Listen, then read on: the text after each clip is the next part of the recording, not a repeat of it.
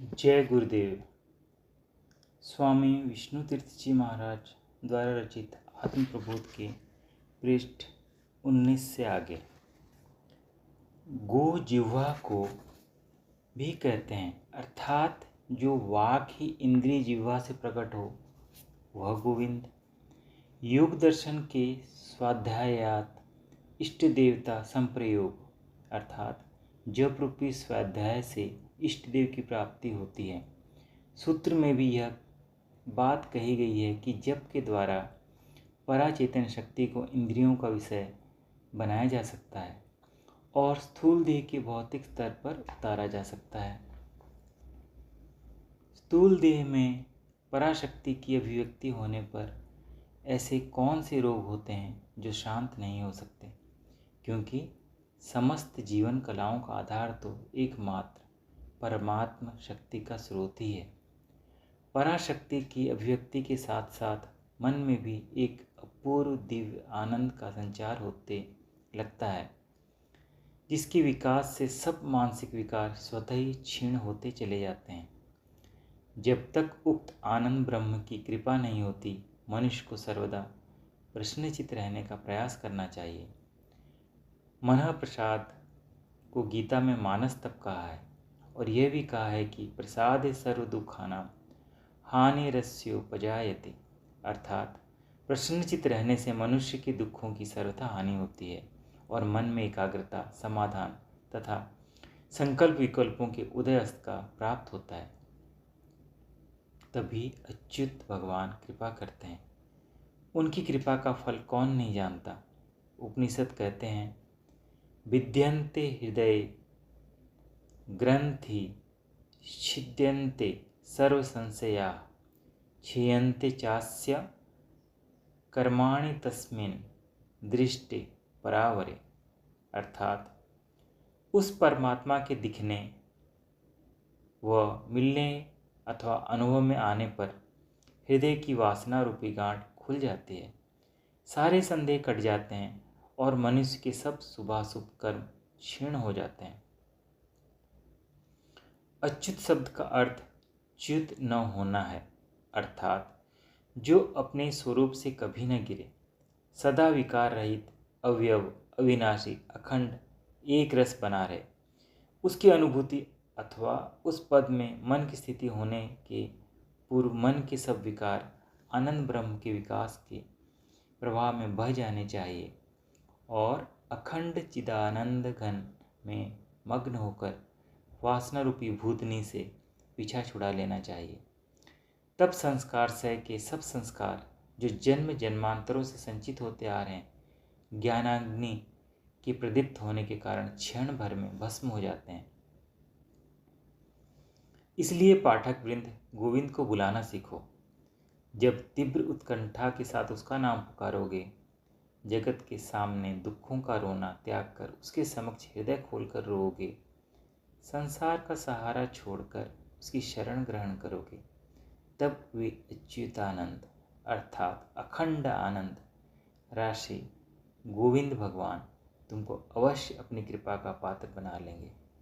तब तुम्हारी अंतर हृदय के द्वार खुल जाएंगे। वह परा चेतन शक्ति जो उसी का स्वरूप है, नामोच्चारण मात्र से देह, प्राण और मन में उतरने लगेगी और अपना वरद हाथ सिर पर रखकर सब संकटों में रक्षा करेगी। तब यह दुखमय जीवन असली आध्यात्मिक एवं दिव्य बन जाएगा और ब्रह्मभूत प्रशान्नात्मा न सोचती न कांक्षति।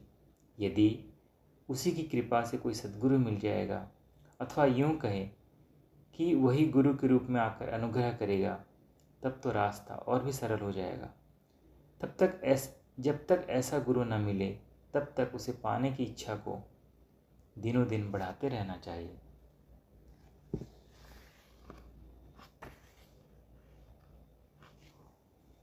पृष्ठ 22, सफलता की कुंजी।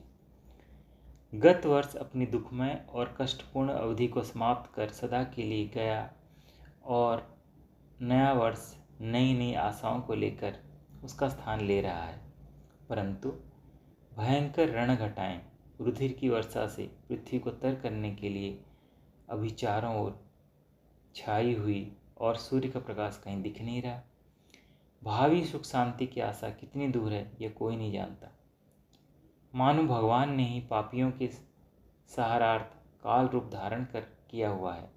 अतः सबसे पहले तो सब मिलकर यह प्रतिज्ञा करें कि हम सभी ईश्वर विमुखता का परित्याग करके अब उसकी शरण ग्रहण करेंगे और प्रार्थी बनेंगे कि वह विश्व के कल्याणार्थ सबको सद्बुद्धि दे। यदि मैं आपके सम्मुख बैठा तो शायद आप पूछते कि स्वामी जी, हम अपने जीवन को सुख शांतिमय और सफल कैसे बना सकते हैं? संसार के संघर्ष में तो दुख ही दुख है। गया समय तो गया ही, आगे की ही संभाल की जाए। यदि कोई उपाय है तो क्या? आइए सोचें, शायद कोई उपाय निकल जाए। यदि आप दुखों के कारणों पर विचार करें तो यही निष्कर्ष निकलता है कि हमारी इच्छाओं का पूरा न होना ही दुखों का एकमात्र कारण है। इसलिए कोई कोई विद्वान तो यही राय दिया करते हैं कि सब इच्छाओं को मिटा दो, बस फिर शांति ही शांति है। इलाज तो ठीक ही बताया गया, परंतु उसको अमल में लाना, अपने जीवन में उतारना सर्वथा असंभव नहीं तो क्या है? कहना और सुनना तो सुंदर लगता है, परंतु करना सबकी सामर्थ्य की बात नहीं है। इसलिए ऐसा इलाज किस काम का? हम आपको एक और उपाय बताते हैं कि आप सभी कर सकते हैं। सुनिए और उस पर अमल कीजिए। यदि ठीक न हो तो इसके जिम्मेदार हम हैं। यह उपाय यह है कि आप अपनी सब इच्छाओं में से कोई एक ऐसी इच्छा चुन लें जो सबसे प्रधान हो और जिसके पूरा होने पर सब इच्छाएं उसमें समा जाएं।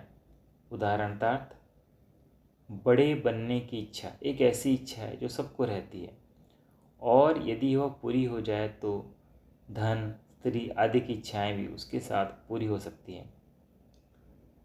इस एक कामना के अंदर ही समस्त कामनाओं का समावेश है। अब आप सब इच्छाएं छोड़ दें, बस एक बड़ा बनने की इच्छा रहने दें और सारी शक्ति इस एक इच्छा की पूर्ति के लिए लगा दें। मनुष्य जैसा चाहता है वैसा अवश्य बन जाता है। आपकी मन की शक्ति हजारों क्षणिक इच्छाओं के हवाई किले बांधने में सतत व्यर्थ नष्ट होती रहती है। इसलिए आप एक ही इच्छा रखें, उसे ही अपना ध्येय, अपना आदर्श और इतना दृढ़ एवं तीव्र बना लें कि बस सोते उठते बैठते उस इच्छा के सिवाय किसी दूसरी वस्तु में आकर्षण न रहे। मानो उस इच्छा का उन्माद सवार हो गया हो। ऐसी इच्छा के साथ दृढ़ संकल्प वाला बनने का अभ्यास ही आपको स्वतः हो जाएगा। आप सब हिंदू मात्र अंजलि में पानी छोड़कर संकल्प करना तो जानते ही हैं, परंतु पानी के साथ साथ उस संकल्प का भी त्याग कर देते हैं। ऐसा करना उचित नहीं है। कहो, तन में मनः शिव संकल्प मस्तु। संकल्प शिव अर्थात शुभ है तो फिर उसको दृढ़ बना लो। कार्य साधयामि शरीरम व पातयामि। शरीर न रहे तो हर्ज नहीं, संकल्प व्यर्थ नहीं जाना चाहिए। उसके साथ ईश्वर की सहायता भी चाहिए। इसलिए ईश्वर की सहायता शक्ति में श्रद्धा के साथ साथ अपने पुरुषार्थ में भी विश्वास रखें। यह आत्मविश्वास की भावना भी बहुत जरूरी है। आप सदा ऐसा ही सोचा करें कि ऐसा कौन सा कार्य है जिसे मैं नहीं कर सकता। मैं सब कर सकता हूँ, मेरे लिए असंभव कुछ भी नहीं। परंतु कार्यक्रम को सोचे विचारे बिना काम को हाथ नहीं लगाना चाहिए। किसी एकांत कमरे में जिसमें अंधेरा हो और बाहर का सब भी सुनाई न पड़ता हो, कुछ समय नेत्र बंद करके सोचने का अभ्यास आपके ज्ञान का भंडार खोल देगा। थोड़े अभ्यास की ज़रूरत है। मन में से सब विचारों को निकाल कर चुपचाप बैठ जाया करें और कुछ काल ईश्वर का ध्यान करके उससे ज्ञान भिक्षा मांगें। तब अपने ध्येय विषय पर विचार करने लगें। जो नया विचार आए उसको नोट करते जाएं। बस ये अंतरात्मा का आदेश आपके कार्यक्रम के लिए सर्वोपरि प्रकाश है। यदि उचित समझें तो दूसरों से भी परामर्श ले सकते हैं, परंतु अंतरात्मा का दिखाया हुआ मार्ग ही अधिक विश्वसनीय समझना चाहिए। असफलताओं को भी सफलता के ही स्तंभ मानकर धैर्य और उत्साह का सदा स्थिर रखें। फिर कोई भी शक्ति को आपकी सफलता से वंचित नहीं रख सकेगी। आज नहीं तो कल सफलता अवश्य मिलेगी। पृष्ठ 23 की समाप्ति। जय गुरुदेव।